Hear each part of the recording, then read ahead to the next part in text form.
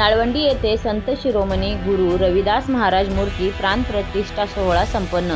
बीड प्रतिनिधी. तालुक्यातील नाळवंडी येथे समस्त चर्मकार बांधवांच्या एकजुटीतून आणि श्रद्धेतून साकारलेल्या संत गुरु रविदास महाराज यांच्या भव्य मंदिराचा लोकार्पण व मूर्ती प्राण प्रतिष्ठा सोहळा मोठ्या उत्साहात पार पडला. नाळवंडी ग्रामस्थांच्या आणि चर्मकार बांधवांच्या विशेष पुढाकाराने या देखण्या मंदिराची उभारणी करण्यात आली आहे. या मंदिराचे मुख्य आकर्षण म्हणजे चर्मकार समाजाच्या वतीने अर्पण करण्यात आलेले 40 किलो वजनाचा भव्य कळस. हा कळस सध्या संपूर्ण तालुक्यात चर्चेचा विषय ठरत आहे.